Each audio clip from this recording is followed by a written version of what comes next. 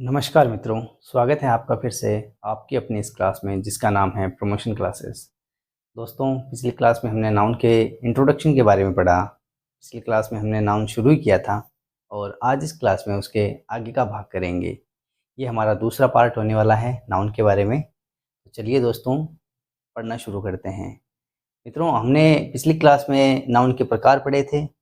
आज हम थोड़ा उसके आगे का पार्ट पढ़ेंगे। उसके आगे के पार्ट में केस ऑफ नाउन पढ़ेंगे।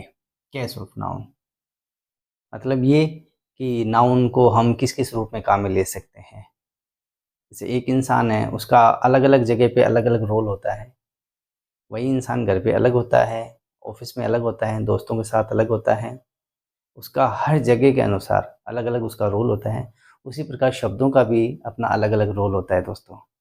तो वो रोल कैसे हैं, किस प्रकार से हैं और उनका उपयोग कैसे होता है, वो सीखते हैं दोस्तों। चलो मेरे साथ। दोस्तों, केस ऑफ नाउन में नाउन के केस पढ़ेंगे अपन। नाउन के केस पढ़ेंगे। तो नाउन का जो सबसे पहला केस है वो है दोस्तों सब्जेक्टिव केस, या इसको नॉमिनेटिव भी कहते हैं। अपन ज़्यादातर सब्जेक्टिव ही काम में लेते हैं। सब्जेक्टिव केस का मतलब क्या हुआ? इसका मतलब ज़्यादा कुछ भी नहीं है, सिर्फ इतना सा है कि जब कोई नाउन सब्जेक्ट के रूप में काम में आता है, जब कोई नाउन सब्जेक्ट के रूप में काम आता है तो उसको सब्जेक्टिव केस कहेंगे। जैसे कि यहां देखो, रजत प्लेज क्रिकेट। यहां देखो दोस्तों, खेलने का काम हो रहा है। खेलने का काम हो रहा है, प्लेज मतलब खेलना, खेलने का काम हो रहा है। अब काम कर कौन रहा है? आप सबको पता है, यहाँ रजत खेल रहा है, रजत काम करने वाला है।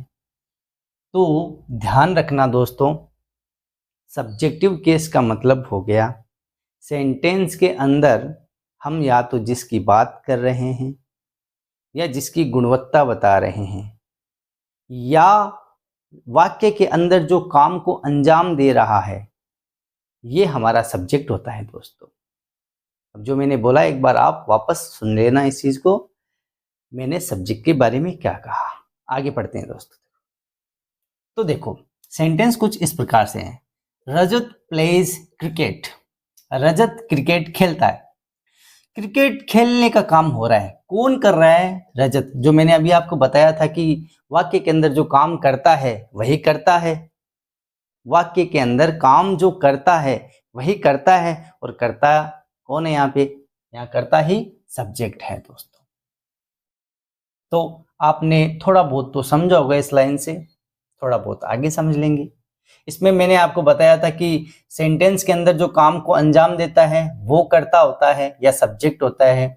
या फिर दूसरा एक अपन ऐसा भी कर सकते हैं, ऐसा भी सीख सकते हैं कि सेंटेंस के अंदर जिसकी गुणवत्ता बताई जाती है, गुणवत्ता। जैसे अगला सेंटेंस क्या है दोस्तों? Arvind is a good teacher. Good teacher, ये देखो अरविंद की हम विशेषता बता रहे हैं। अरविंद कैसा टीचर है? अच्छा टीचर है। अच्छा है, बुरा है, कैसा भी, जो अपन उसकी विशेषता बताए, जिसकी अपन विशेषता बता रहे हैं। जैसे इस सेंटेंस के अंदर अब अरविंद की विशेषता बता रहे हैं, तो जिसकी विशेषता बता रहे हैं वो सब्जेक्ट हो गया अपना। वो क्या हो गया दोस्तों? सब्जेक्ट हो गया अपना। तो ये सब्जेक्टिव केस में काम आ गया ना अरविंद। अब देखिए दोस्तों, आगे का sentence, Ankita is a doctor. Ankita is a doctor, Ankita के बारे में बताया जा रहा है कि अंकिता एक डॉक्टर है। तो उसकी पहचान बताई जा रही है। तो चाहे पहचान बताओ, चाहे किसी की गुणवत्ता बताओ, या सेंटेंस में जो काम को अंजाम दे रहा है उसको अपन सब्जेक्ट कहेंगे दोस्तों। तो सब्जेक्ट के बारे में आपका जो भी सवाल था दिमाग में, वो मैं उम्मीद करता हूं कि इतने से समझाने से आप समझ गए होंगे। अगर इतने से भी नहीं समझे आप, तो आप कमेंट बॉक्स में लिख देना। मैं इस टॉपिक को अलग से पूरा का पूरा क्लियर करवा दूंगा। लेकिन मुझे नहीं लगता कि आपको आवश्यकता पड़ेगी, एक बार और देख लो इसको। सब्जेक्टिव केस, सब्जेक्टिव केस का मतलब हो गया नाउन अगर सब्जेक्ट के रूप में आता है तो सब्जेक्टिव केस है, सीधी सी बात है। नाउन अगर सब्जेक्ट के रूप में आता है तो वो सब्जेक्टिव केस है। जैसे कि अब सब्जेक्ट मतलब सेंटेंस के अंदर जो काम कर रहा है, या जिसकी पहचान बताई जा रही है, या फिर जिसकी गुणवत्ता बताई जा रही है, ये देख लो रजत प्लेज, यहाँ खेलने का काम कौन कर रहा है, रजत, रजत सब्जेक्ट हो गया। गुड टीचर, कौन है गुड टीचर, अरविंद, तो अरविंद यहाँ सब्जेक्ट हो गया। डॉक्टर कौन है डॉक्टर, अंकिता, तो अंकिता यहाँ सब्जेक्ट हो गई। क्लियर है दोस्तों, एकदम इजी है, बिल्कुल इजी है। चलिए अब आगे चलते हैं, है ना। इसका जो दूसरा वाला केस है ना वो पढ़ते हैं। दूसरा केस है नाउन का, जो दूसरा केस है दोस्तों वो है ऑब्जेक्टिव या एक्यूजेटिव केस। ऑब्जेक्टिव पढ़ते हैं, ठीक है ना, ये सिमिलर है, काम में लिया जाता है बहुत बार। ऑब्जेक्टिव केस, ऑब्जेक्टिव केस क्या होता है? साधारणतया हम हिंदी के अंदर पढ़ते हैं कर्म, इसको कहते हैं कि क्रिया का असर जिस पे होता है उसको कर्म कहते हैं, कर्म कहते हैं, सॉरी कर्म। तो दोस्तों क्रिया का जिस पर असर हो रहा है उसको कर्म कहेंगे। अब ये परिभाषा दोस्तों हर जगह काम में नहीं आ सकती। एक बात और बताना चाहता हूँ मैं दोस्तों आपको, आपने अंग्रेजी सीखने की जो जर्नी स्टार्ट की है ना, अब एक बात हमेशा ध्यान में रखना, अंग्रेजी भाषा, इंग्लिश लैंग्वेज लिमिटेड नहीं है, लिमिटेड नहीं है दोस्तों बिल्कुल भी। अब इसमें क्या होता है ना कि हर एक परिस्थिति में नियम चेंज होते जाते हैं। तो हमारे पास उपाय क्या है? हमारे पास उपाय ये है कि हम जितना हो सके उतना सीखते जाएं और जितना हो सके उतना काम में लेते जाएं। तो धीरे धीरे जैसे जैसे हम काम में लेते जाएंगे आगे से आगे हम सीखते भी जाएंगे दोस्तों। तो ऑब्जेक्टिव केस या एक्यूजेटिव केस क्या होता है दोस्तों, सीखते हैं। ही थ्रू द बॉल। अब यहां पर तीन चीजें हैं दोस्तों सीखने के लिए, तीन चीजें, वैसे चार हैं, अगर इसको अलग से अपन हटा दें तो इसको चार है। तो अगर अपन को ऑब्जेक्टिव केस ही देखना है तो अपन एक बार ध्यान रखेंगे ऑब्जेक्टिव केस पे। इस सेंटेंस को अच्छे से देखो दोस्तों, ये क्या कहना चाहता है? ये कहना चाहता है ही थ्रू द बॉल, उसने गेंद फेंकी, उसने गेंद फेंकी। अब देखना फेंकने का काम हो रहा है, कौन कर रहा है? ही, मतलब वह। तो अभी जस्ट हमने ये पढ़ा था कि जो काम को अंजाम देता है वो तो सब्जेक्ट होता है, वो तो क्या होता है बच्चों, वो सब्जेक्ट होता है। अब क्या चीज फेंकी जा रही है? बॉल। तो देखो दोस्तों ज्यादातर ये कहा जाता है कि व्हाट और whom, इनका जो आंसर आएगा ना वो ऑब्जेक्टिव केस में आएगा। व्हाट और whom का आंसर आएगा ना वो ऑब्जेक्टिव केस में आएगा। कैसे? देखना, देखते जाना दोस्तों। ही थ्रू द बॉल, तो अगर हम इसका हिंदी बोलें तो उसने गेंद फेंकी। अगर हम इसका प्रश्नवाचक बनाएं तो प्रश्नवाचक क्या बनेगा? क्या को लेकर? उसने क्या फेंकी, उसने क्या फेंकी। ध्यान देना दोस्तों, यहां अगर आपने ध्यान दे लिया तो ऑब्जेक्टिव केस मिनटों में समझ में आ जाएगा, बार बार नहीं पढ़ना पड़ेगा आपको, सिर्फ एक बार में क्लियर है आपका ऑब्जेक्टिव केस। देखिए उसने गेंद फेंकी, अब क्या को लेकर हमको एक प्रश्न बनाना है, तो उसने क्या फेंकी। अब इसका उत्तर क्या आएगा दोस्तों? आप सबको पता है इसका क्या उत्तर आएगा, इसका क्या उत्तर आएगा? उसने क्या फेंकी, तो हमारा उत्तर आएगा दोस्तों गेंद। उत्तर क्या आया हमारा? क्या का उत्तर क्या आया? गेंद। तो मैंने अभी क्या कहा आपको, क्या का जो उत्तर आएगा ना वही हमारा ऑब्जेक्ट होगा। अब देख लो गेंद, और यही मैं बात यहां पर बोल रहा हूं कि बॉल, बॉल हमारा ऑब्जेक्ट हो गया। बॉल क्या हो गया दोस्तों? हमारा ऑब्जेक्ट हो गया, और ही हमारा सब्जेक्ट हो गया। चलिए अगला सेंटेंस और एक बार आजमा के देख लेते हैं। Sandeep Yeats mango. यहां पर खाने का काम हो रहा है। अच्छा एक चीज और बता देता हूं मैं साथ में चलते चलते दोस्तों, ये जो काम होता है ना क्रिया, काम को अपन हिंदी में क्या कहते हैं दोस्तों? क्रिया, और क्रिया को इंग्लिश में कहते हैं वर्ब। क्या कहते हैं? वर्ब। वर्ब, वर्ब कहते हैं दोस्तों। अब मैं वर्ब काम में लूंगा, बहुत बार क्रिया भी लूंगा, लेकिन जब वर्ब बोलूं तो आप समझ जाना क्रिया के बारे में बात हो रही है। चलिए दोस्तों, ईट्स, ईट्स क्या है? सबसे पहले ये देख लो क्या है, इसको क्लियर कर लो। ईट्स क्या है? वर्ब है, ठीक है। ईट्स मतलब खाता है। कौन खाता है? संदीप खाता है। तो संदीप काम को अंजाम दे रहा है, खाने के काम को अंजाम दे रहा है ना, तो संदीप क्या हुआ दोस्तों? बिल्कुल राइट, एकदम सही आपका आंसर।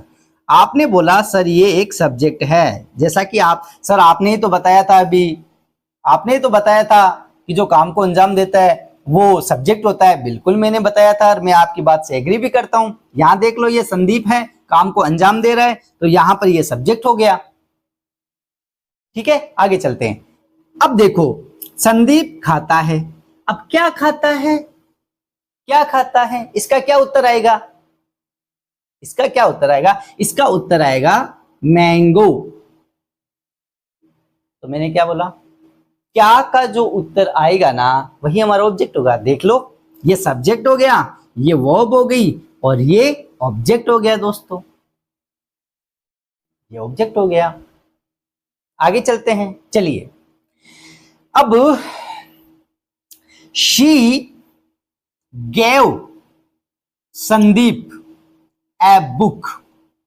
इस सेंटेंस को अच्छे से देखना दोस्तों, इस सेंटेंस को अच्छे से एक बार मैं काम करता हूं दोस्तों, यहां से ये ऊपर वाला मिटा देता हूं ना, मुझे ऐसा लग रहा है कि यहां पर बहुत थोड़ा सा ऐसे भीड़ हो गई। ये ऊपर वाला आप समझ गए, तो मैं इसको मिटा देता हूं, क्लियर कर देता हूं एक बार के लिए, फिर आगे देखते हैं अपन। कहां तक देखना? हाँ, ये वाला।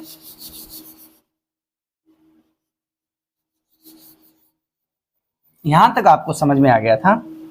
अब हम अपन को देखना है ये वाला सेंटेंस, ये वाला sentence. She gave Sandeep, she gave Sandeep, she gave Sandeep a book. अब मैंने यहां पे लिखा था ना बच्चों, एक तो लिखा था मैंने व्हाट, एक लिखा था मैंने whom। इन दोनों का अर्थ, इसका अर्थ है क्या? इसका अर्थ है किसको? किसको? तो इनका, इन दोनों का जो उत्तर आएगा ना, वो ऑब्जेक्टिव केस में आएगा दोस्तों। अभी देखो, प्रूफ करके बताऊंगा। क्या वाला तो मैंने प्रूफ करके बता दिया, अब किसको वाला प्रूफ करके बताना है मेरे को। चलिए, देने का काम हो रहा है, मतलब दिया। किसने दिया? शी, उसने दिया। तो ये जिसने काम को अंजाम देने का काम हो रहा है, काम को अंजाम कौन दे रही है? ये शी। तो ये क्या हो गई दोस्तों? बिल्कुल बिल्कुल सही, बिल्कुल सही, सब्जेक्ट हो गई। सर ये सब्जेक्ट हो गई, कोई बात नहीं, सब्जेक्ट हो गई, ठीक है, आगे चलते हैं। अब इसने एक किताब दी है, इसने एक किताब दी है, लेकिन किसको दी है? किसको दी है? whom, किसको दी है? संदीप को दी है ना। तो संदीप क्या हो गया दोस्तों? एक ऑब्जेक्ट हो गया। क्या हो गया दोस्तों? एक ऑब्जेक्ट हो गया। अब एक बार वापस अपन थोड़ा सा रिवाइज कर लेते हैं इस चीज को। नाउन के दो केस हमने क्लियर किए, जिसमें से सबसे पहला केस था वो था सब्जेक्टिव केस। सब्जेक्टिव केस का मतलब हो गया कि सेंटेंस के अंदर काम को जो अंजाम दे रहा है, जैसे मान लो दो सेंटेंस है, एक में तो काम हो रहा है, एक में किसी के बारे में बताया जा रहा है। जरूरी थोड़ी ना हर सेंटेंस में काम ही हो रहा हो सकता है कोई ऐसा सेंटेंस हो जिसमें हम किसी के बारे में बता रहे हो, किसी की पहचान करवा रहे हो, किसी का गुण बता रहे हो, ऐसा भी तो सेंटेंस हो सकता है। तो दोनों में ही सब्जेक्ट कौन होगा? काम वाले में तो जो काम को अंजाम दे रहा है वो सब्जेक्ट होगा, और पहचान वाले में जिसकी पहचान कराई जा रही है, जिसके बारे में बताया जा रहा है, वो सब्जेक्ट हो जाएगा। अब चलते हैं ऑब्जेक्टिव केस में। ऑब्जेक्टिव केस में आप नॉर्मल सा ऐसे देख लो कि क्या और किसको से, इसका जो उत्तर आ रहा है ना, क्या और किसको, इनका जो उत्तर आ रहा है ना, वो ऑब्जेक्ट हो जाएगा। और साधारणतया भाषा में जो ज्यादातर टीचर्स कहते हैं कि भाई क्रिया का जिस पर असर होता है, वो भी देख लो आप, वैसे भी हो सकता है। लेकिन जो मैं जो बता रहा हूं ना दोस्तों, मैं एकदम आपको एक्यूरेट ट्रिक बता रहा हूं इसकी, ऑब्जेक्ट को पहचान की क्या और किसको से, आराम से उत्तर आ जाएगा आपका, डोंट वरी। तो सब्जेक्ट और ऑब्जेक्ट को बहुत ज्यादा कॉम्प्लिकेटेड बनाने से बढ़िया है कि इसको बहुत इजी तरीके से कंप्लीट कर लो, आपका खत्म है, ये सब्जेक्ट और ऑब्जेक्ट खत्म है, यहीं पे खत्म है। अब आपको नहीं पढ़ना पड़ेगा, मुझे पता है, मुझे पूरा विश्वास है कि आपने बहुत अच्छे से पढ़ लिया, अब आपको इसको पढ़ने की आवश्यकता नहीं पड़ेगी। आगे चलते हैं दोस्तों, अगला है अपना वोकेटिव केस। वोकेटिव केस ये देख लेते हैं थोड़ा, ये थोड़ा आपके लिए हो सकता है, बहुत सारे बच्चों के लिए, बहुत सारे स्टूडेंट्स के लिए ये ना थोड़ा नया हो सकता है, लेकिन इसको भी क्लियर करेंगे, कोई दिक्कत नहीं, मैं हूं ना, क्लियर करवाऊंगा, सब क्लियर करवाऊंगा। वोकेटिव वैसे हिंदी में देखें तो संबोधन नाम तो आपने पढ़ा होगा दोस्तों, संबोधन, संबोधन, संबोधन पढ़ा है। संबोधन मतलब किसी को बुलाना, जैसे इसको पढ़ो दोस्तों, इसको पढ़ो, देखो मैंने यहाँ पे लाइन खींच दी, यहाँ पे ये कॉमा है, ठीक है, लाइन ये थोड़ा सा मिट गया था, इसको पढ़ो दोस्तों। मुझे पता है एक बार में बहुत सारे बच्चे इसको गलत पढ़ेंगे, पढ़ो एक बार, पढ़ लिया, गलत पढ़ा आपने। जिसने ये पढ़ा है, जिस बच्चे ने ये पढ़ा है, Rahul come here, Rahul come here, उसने गलत पढ़ा है। अब मैं बताता हूं इसको कैसे पढ़ना है, इसको ऐसे पढ़ना है, Rahul come here, Rahul come here. हम किसी को बुलाते हैं तब ऐसे तो बोलना, ओ राहुल इधर आ, मोनिका इधर आओ, संदीप बाहर जाओ। संबोधन, संबोधन ही तो कर रहे हैं ना हम, इसी को वोकेटिव कहते हैं। तो इसमें थोड़ा सा फर्क है, इसमें फर्क है दोस्तों। देखो राहुल यहां पर एक वोकेटिव केस में आया है, जिसका हमने संबोधन किया है, तो ये भी पूछा जा सकता है आपको, ये भी पूछा जा सकता है। जैसे क्वेश्चन आ गया राहुल, यही आ गया सेम, जैसे राहुल कम हियर, ठीक है ना। तो इसमें राहुल की जो भूमिका, वो राहुल का जो केस है, राहुल नाउन ही है, ये नाउन है, अरविंद भी नाउन था, ये यहाँ पर जो संदीप वगैरह हमने लिखे थे वो भी सारे नाउन थे, ये भी नाउन है, लेकिन इसका केस अलग है दोस्तों, केस अलग रूप में आया, ऐसे मान लो आप, एक अलग रूप लेकर आया है। आगे देखते हैं। अच्छा, इसकी जो डेफिनेशन थी, डेफिनेशन तो अपन एक बार पढ़ लेते हैं, वैसे मैंने आपको समझा दिया, वैसे डेफिनेशन की जरूरत नहीं होती। Noun is used to call or address. Vocative क्या होता है? जब नाउन को अपन बुलाने का काम करते हैं या उसको एड्रेस करने का काम, एड्रेस मतलब संबोधित करना, जैसे अपन कहते हैं ना, ladies and gentleman please put your hands together for this this this. तो अपन किसको काम में लेते हैं? वोकेटिव को काम में लेते हैं दोस्तों। देखो यहां पर मैंने कोमा लगा रखी है, और ये जो इतना पार्ट है ना बच्चों, इतना पार्ट, ये पूरा का पूरा वोकेटिव है, लेडीज एंड जेंटलमैन। आप आज के बाद में किसी को भी संबोधित करोगे, और राहुल इधर आ, समझे आप?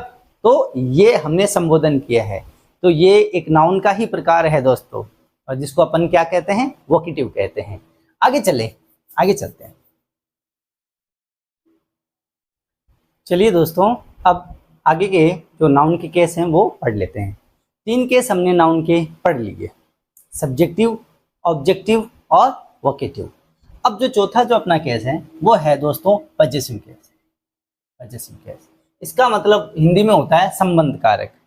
जब नाउन किसी का संबंध स्थापित करने के लिए काम में आता हो, देखो परिभाषा तो ये है, और मैं इसको उदाहरण के तौर पे समझाऊंगा तो मुझे लगता है आपको ज्यादा समझ में आएगा। कैसे? देखो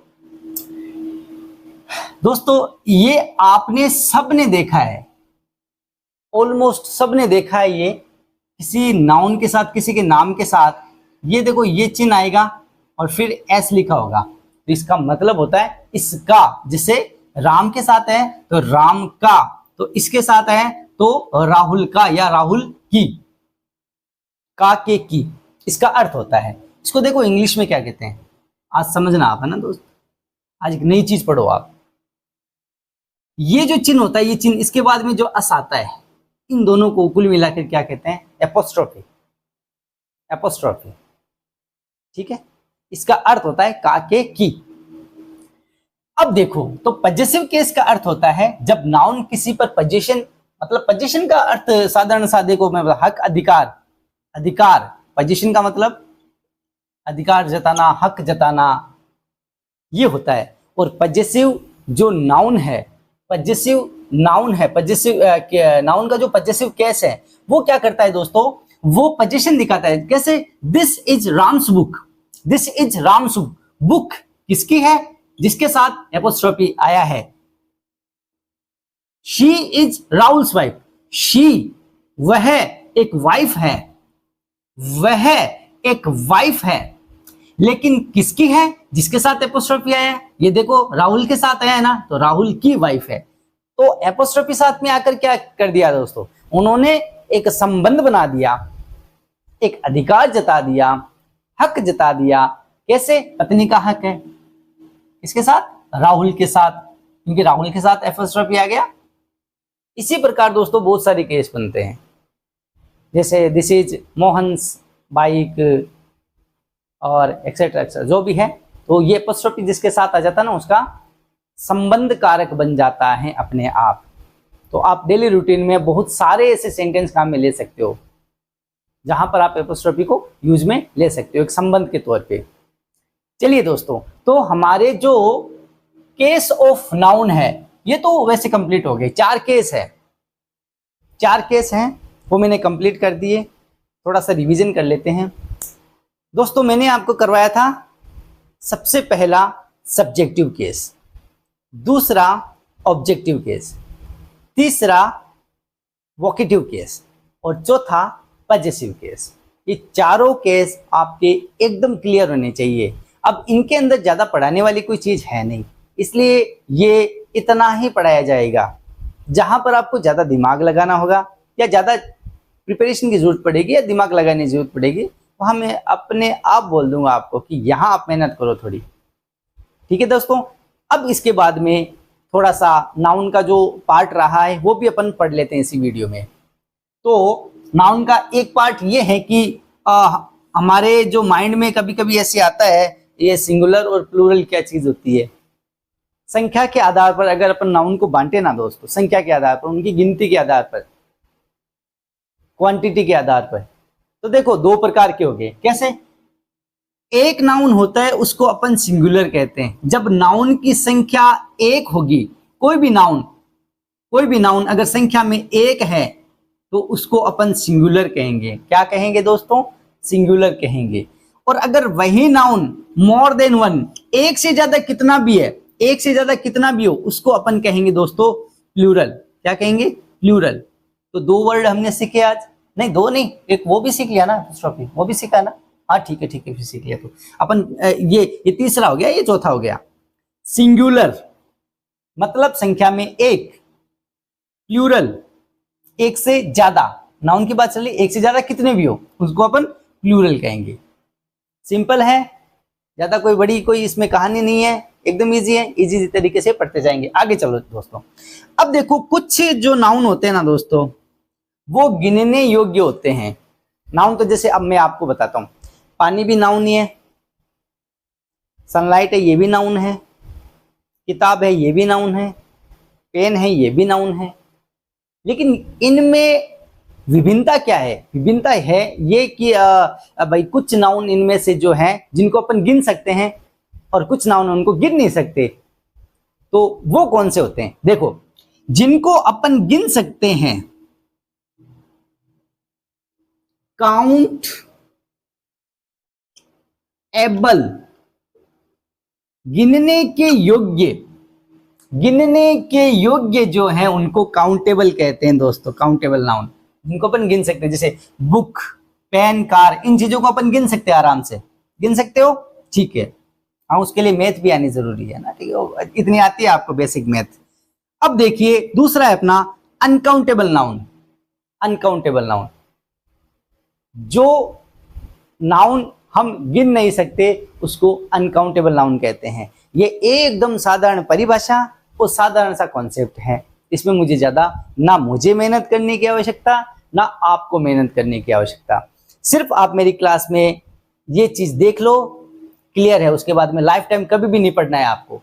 काउंटेबल अनकाउंटेबल क्या होता है, ये सिंगुलर प्लूरल क्या होता है, एक बार पढ़ लिया, दिमाग में बैठ गया, बात खत्म, आगे चलो बस। चलिए दोस्तों, तो काउंटेबल हमारा सिंगुलर प्लूरल हो गया, इसके बाद में काउंटेबल अनकाउंटेबल ये भी हो गया। क्लियर है? आगे चलते आगे। अरे सर ने आगे क्या लिख दिया, ये जेंडर। अरे रुको रुको दोस्तों, एक बार सर ने क्या लिख दिया दिख नहीं रहा, अभी दिखेगा आपको। देखो दोस्तों, अभी क्या दिखेगा, ये देखो, ये लिखा हुआ है यहाँ पे GENDER, जेंडर। जेंडर जेंडर का अर्थ हो गया लिंग के आधार पे भी हम नाउन को कई भागों में बांट सकते हैं। कितने भागों में बांट सकते हैं? 3 भागों में बांट सकते हैं। कौन कौन से हैं? पहला है मास्कुलिन, दूसरा है फेमिनिन, तीसरा है न्यूटर। मास्कुलिन अपन काम में नहीं लेते, हम लेते मेल। फेमिनाइन नहीं लेते, अपन लेते हैं फीमेल। तो मेल, फीमेल और तीसरा जेंडर।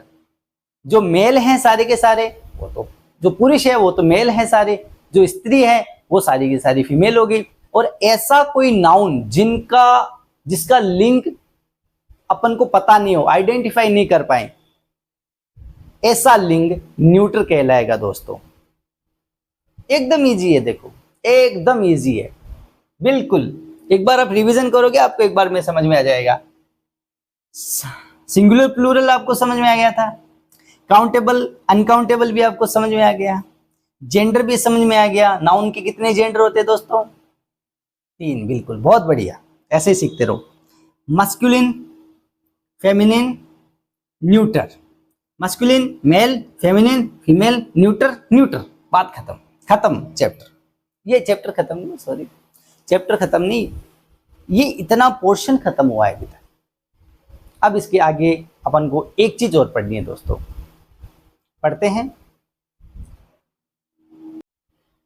तो चलिए दोस्तों, अब हम नाउन के केस के बाद में एक बहुत ही इंटरेस्टिंग चीज बताने जा रहा हूं मैं आपको, बहुत ही गजब की चीज, मजा आ जाएगा आपको सीखकर। Function of noun, function of noun देखेंगे। ये कोई ज्यादा अलग चीज नहीं है, हालांकि ये है उसी से रिलेटेड, नाउन से या नाउन के केस से संबंधित है। लेकिन फंक्शन, एक सेंटेंस में क्या क्या फंक्शन होते हैं नाउन के, इसमें से देखो दोस्तों, आपने ये नोटिस किया होगा, देखो 4 होते हैं। पहले तो मैं आपको बता देता हूं, subject, subject complement, object, object complement. ये 4 फंक्शन होते हैं एक नाउन के। अब इनमें से 2 तो मैंने आपको बता रखे हैं, कौन कौन से? बिल्कुल बिल्कुल, आपने एकदम सही बोला सर। आपने एक तो सब्जेक्ट बता दिया, आपने एक ऑब्जेक्ट बता दिया कि सब्जेक्ट क्या होता है और ऑब्जेक्ट क्या होता है। ठीक है, कोई बात नहीं, बता दी।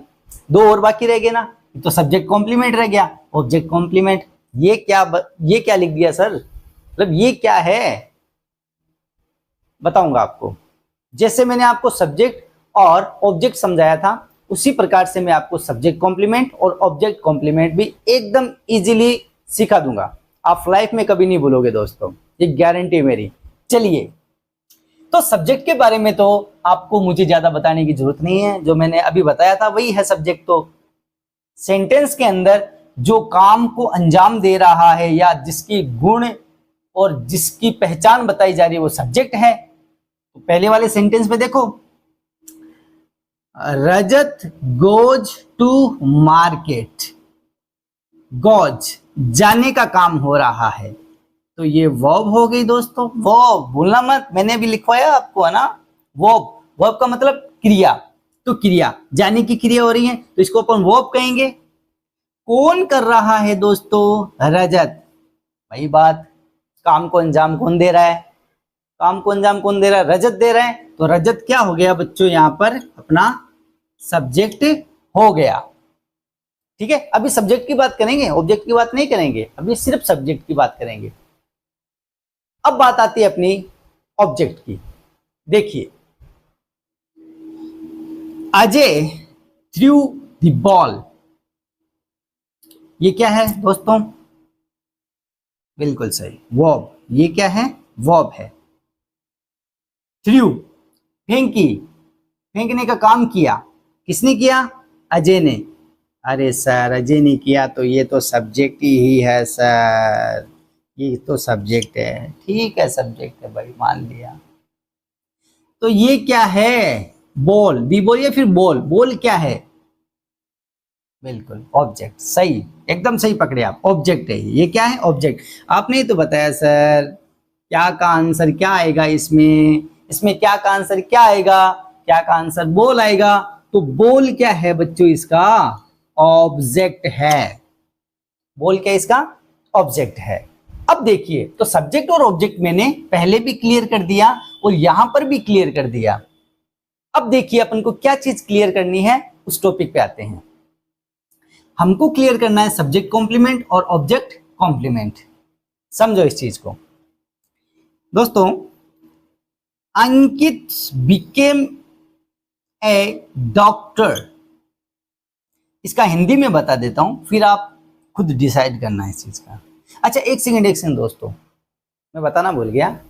पहले मैं सब्जेक्ट कॉम्प्लीमेंट और ऑब्जेक्ट कॉम्प्लीमेंट की परिभाषा बता देता हूं आपको हिंदी में, फिर देखो मजा आएगा आपको। मैं नहीं बताऊंगा आपको सेंटेंस में कौन सब्जेक्ट है, कौन सब्जेक्ट कॉम्प्लीमेंट, कौन ऑब्जेक्ट है, कौन ऑब्जेक्ट कॉम्प्लीमेंट। मैं आपको सीधी परिभाषा बता देता हूं। मैंने सब्जेक्ट और ऑब्जेक्ट की परिभाषा, डेफिनेशन बता दी आपको। अब सब्जेक्ट कॉम्प्लीमेंट की डेफिनेशन सुन लो आप। वाक्य के अंदर जो शब्द सब्जेक्ट के बारे में एक्स्ट्रा इंफॉर्मेशन दे रहा है उसको अपन सब्जेक्ट कॉम्प्लीमेंट कहेंगे। एक बार और, हाँ ठीक है, मुझे पता था बताना, एक बार और बताने पड़ेगा। चलिए वापस करते हैं। सब्जेक्ट कॉम्प्लीमेंट, वाक्य के अंदर सब्जेक्ट के बारे में अगर कोई एक्स्ट्रा इंफॉर्मेशन दे रहा है, कोई शब्द ऐसा आ गया जो सब्जेक्ट के बारे में एक्स्ट्रा इंफॉर्मेशन दे रहा है, वो जो वर्ड होगा ना, वो जो नाउन होगा, वो सब्जेक्ट कॉम्प्लीमेंट होगा। और उसी प्रकार से ऑब्जेक्ट के बारे में एक्स्ट्रा इंफॉर्मेशन देने वाला वर्ड क्या कहलाएगा? ऑब्जेक्ट कॉम्प्लीमेंट होगा। सब्जेक्ट के बारे में इंफॉर्मेशन देने वाला सब्जेक्ट कॉम्प्लीमेंट, ऑब्जेक्ट के बारे में इंफॉर्मेशन देने वाला ऑब्जेक्ट कॉम्प्लीमेंट। अब आते हैं सेंटेंस पे। अगर आपने ये चीज समझ ली तो आप सब्जेक्ट कॉम्प्लीमेंट और ऑब्जेक्ट कॉम्प्लीमेंट आराम से पहचान लोगे। चलिए दोस्तों, सेंटेंस है Ankit became a doctor. Ankit doctor बना, बनने का काम हो रहा है। कौन बना? अंकित। क्या बना? डॉक्टर। मुझे एक ही बात का जवाब दे दो दोस्तों, ये डॉक्टर कोई और अलग आदमी है, अलग लड़का है, या खुद ये अंकित ही है? अंकित तो बना है ना डॉक्टर भाई, अंकित डॉक्टर बना है। अंकित ही अगर डॉक्टर बना है तो ये डॉक्टर कोई दूसरी चीज नहीं है, ये खुद अंकित ही है। तो ये क्या कर रहा है दोस्तों? फ्लैशबैक में जाओ, मैंने क्या बताया था? सब्जेक्ट के बारे में एक्स्ट्रा इंफॉर्मेशन दे रहा है। तो जो नाउन सब्जेक्ट के बारे में एक्स्ट्रा इंफॉर्मेशन दे रहा है उसे क्या कहेंगे? Subject complement. Subject complement. आ गया समझ में? आगे बढ़ते हैं दोस्तों। अब देखो, he named his dog Max. शुरू वर्ब से कर लेते हैं दोस्तों। नेम्ड, नेम्ड का अर्थ है दोस्तों नाम दिया या नाम रखा। नाम रखा किसी का। किसने रखा? ही ने रखा। सर ही तो सब्जेक्ट हो गया, बिल्कुल सही हो आप। किसका रखा? डॉग का रखा। सर डॉग का नाम रख रहा है तो ये तो सब्जेक्ट हो गया। डॉग का नाम रखा जा रहा है तो सर डॉग तो ऑब्जेक्ट हो गया ना। बिल्कुल सर, बिल्कुल बच्चों, बिल्कुल एकदम सही है। क्योंकि आप मेरे स्टूडेंट हो इसलिए आपको आ रहा है और आगे भी आता रहेगा। बिल्कुल ऐसे ही चलते रहो आप, ठीक है। तो ही सब्जेक्ट हो गया और डॉग क्या हो गया दोस्तों? ऑब्जेक्ट हो गया। अब एक नाम और बच गया। देखो ये मैक्स नाम है। एक ही बात का जवाब दे दो, ये जो मैक्स है ना, ये नाम रखा गया है किसी का, ये डॉग का नाम रखा है या फिर ही इसका नाम रखा है?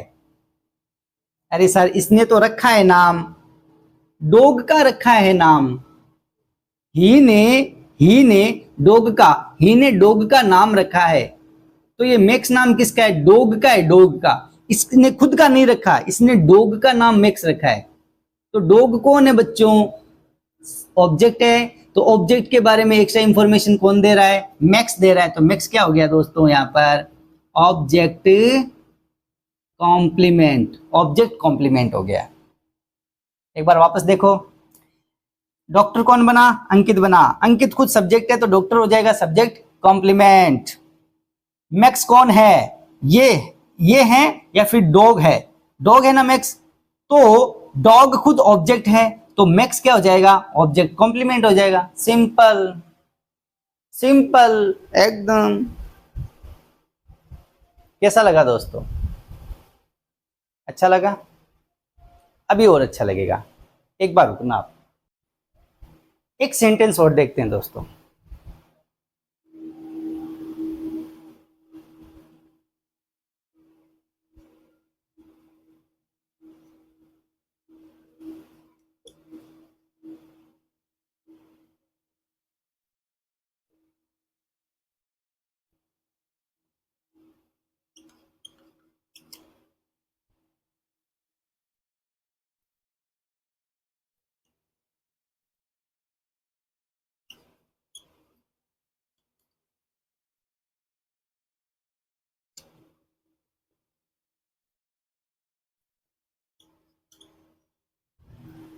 ये सेंटेंस पढ़ो पहले आप पूरा।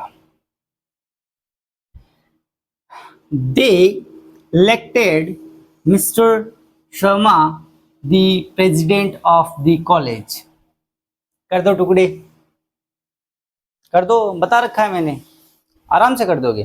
देखो, सबसे पहली चीज जो अपन को देखनी है वो देखनी है वर्ब। अब देखो दोस्तों, आपको ये लग रहा होगा कि मैं हर बार वर्ब को क्यों बीच में लेकर आ रहा हूं, वर्ब को क्यों देख रहा हूं। कारण है, देखो वर्ब को देखते ही आपको पता चल जाएगा कि इससे संबंधित सब्जेक्ट कौन है और इससे संबंधित ऑब्जेक्ट कौन है। देखना, दे इलेक्टेड, इलेक्टेड मतलब चुनाव किया, चुनाव या चुना। किसने चुना? दे, उन्होंने। तो ये हो गया दोस्तों अपना सब्जेक्ट, ये अपना दे सब्जेक्ट हो गया। अब किसको चुना? मिस्टर शर्मा को चुना। तो क्रिया का असर हो रहा है, whom का जो आंसर आ रहा है, किसको, किसको? मिस्टर शर्मा को। तो ये क्या हो गया दोस्तों? अपना ऑब्जेक्ट हो गया। इलेक्टेड किसने? दे ने। तो ये हो गया सब्जेक्ट। किसको? मिस्टर शर्मा को, मिस्टर शर्मा को। तो मिस्टर शर्मा ऑब्जेक्ट हो गया। अब क्या देखना, ये देखो दोस्तों, ये जो प्रेसिडेंट है, ये प्रेसिडेंट कौन है?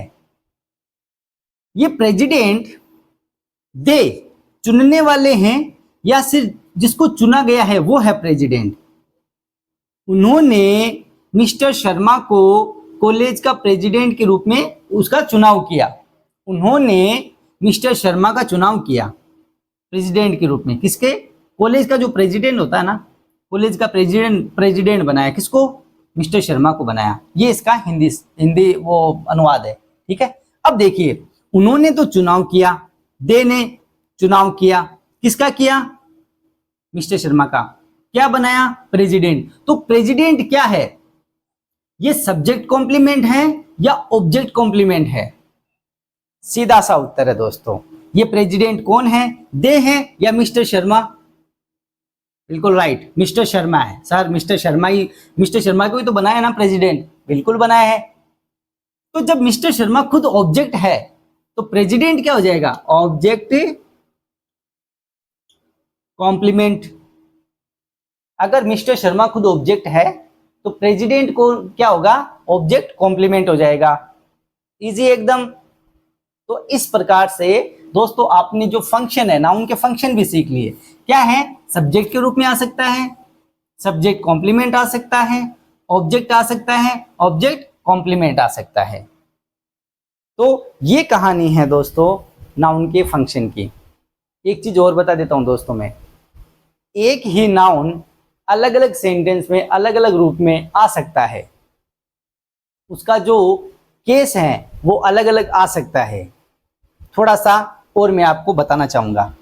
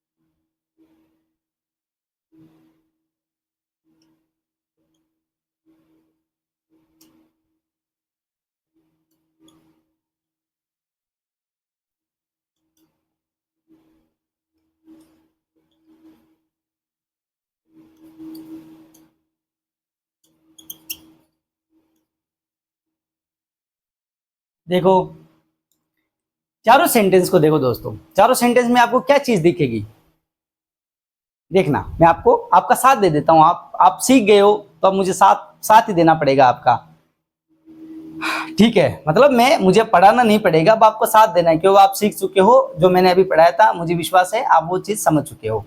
देखिए दोस्तों मैं क्या कहना चाहता हूँ, अरविंद, अरविंद, अरविंद्स और अरविंद, चारों में अरविंद है। अरविंद एक नाउन है। नाउन मैंने बताया था किसी वस्तु, व्यक्ति, स्थान आदि के नाम को संज्ञा कहते हैं, और संज्ञा को ही इंग्लिश में नाउन कहते हैं। अब देखो यहां पर एक व्यक्ति का नाम है, एक व्यक्ति है। अरविंद एक व्यक्ति का नाम है। अरविंद क्या है? एक व्यक्ति का नाम, ठीक है। अब देखना, तो एक नाउन हो गया, ये एक नाउन हो गया। अब ये अलग अलग सेंटेंस में अलग अलग रूप में आ रहा है। दोस्तों देखो, पहले वाले में हम अरविंद के बारे में बता रहे, अरविंद जी टीचर, अरविंद एक टीचर है तो उसकी पहचान करा रहे। तो यहां पर दोस्तों अरविंद आ गया सब्जेक्ट के रूप में।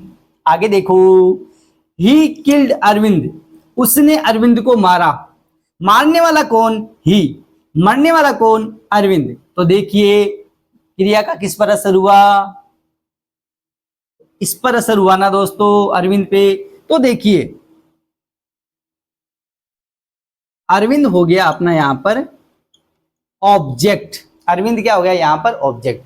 अरविंद वही अरविंद जो पहले वाले में सब्जेक्ट था, दूसरे वाले में क्या आ गया?